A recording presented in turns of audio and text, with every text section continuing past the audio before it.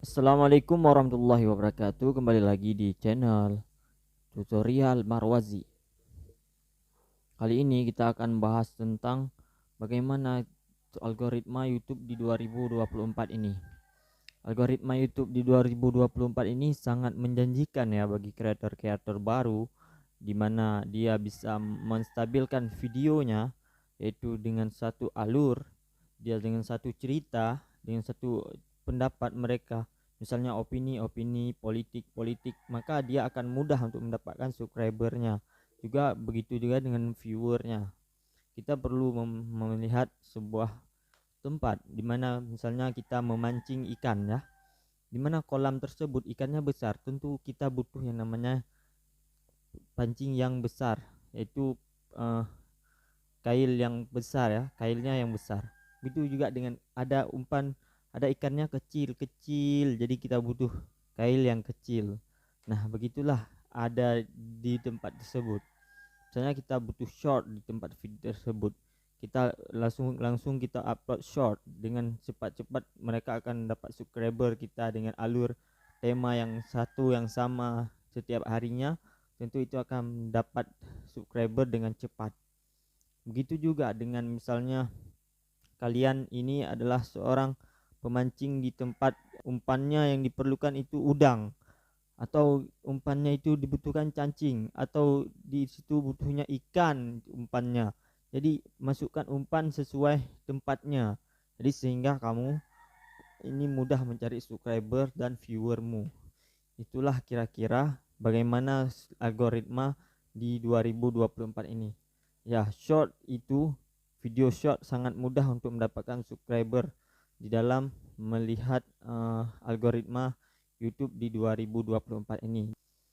Misalnya kemarin saya upload short, begitu cepat ditangkap, cepat ya subscriber naik dengan besar dengan satu tema. Misalnya kita tema bola, kita upload short bola, cepat sekali bola bola bola bola langsung meningkat subscriber. Misalnya politik, kita gunakan politik, YouTube politik, kita masukkan itu politik terus menerus. Misalnya kita masukkan tutorial, ya kita jalani tutorial demi waktu ke waktu, kita tutorial terus menerus. Jangan kita ubah-ubah alur sehingga penonton itu mau subscribe ke channel kita dan mau membuat channel kita terbangun dan mau mensupport kita. Nah, jadi buat teman-teman yang belum tahu umpan apa yang akan digunakan untuk uh, subscribernya, maka taruhlah dia umpan ikan, biar kamu mendapatkan uh, ikan yang besar.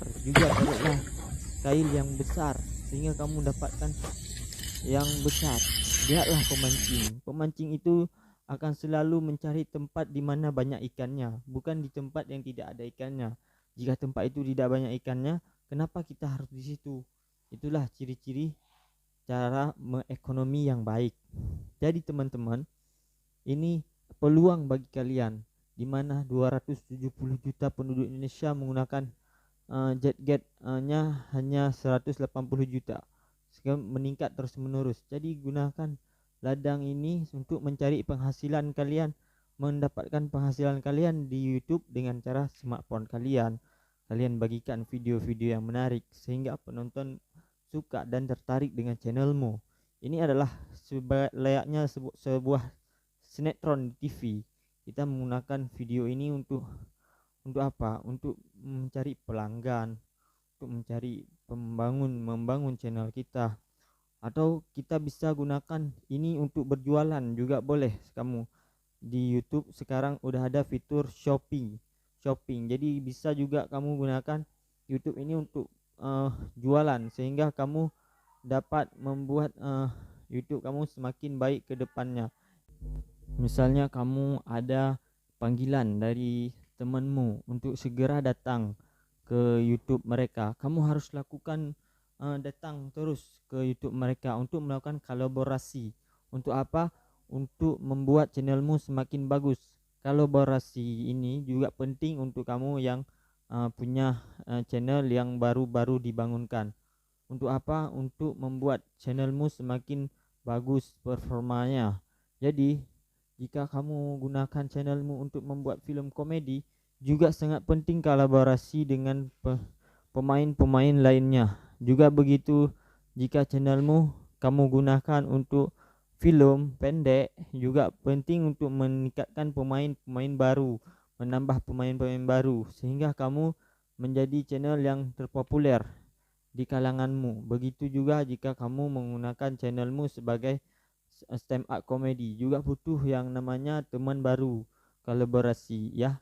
Oke, yang keempat, yang ketiga, jangan kamu lakukan sub for sub. Kenapa kamu tidak perlu melakukan sub for sub? Karena itu membuat channelmu semakin miskin. Jika tidak ada penonton, nantinya kamu akan menjadi drop.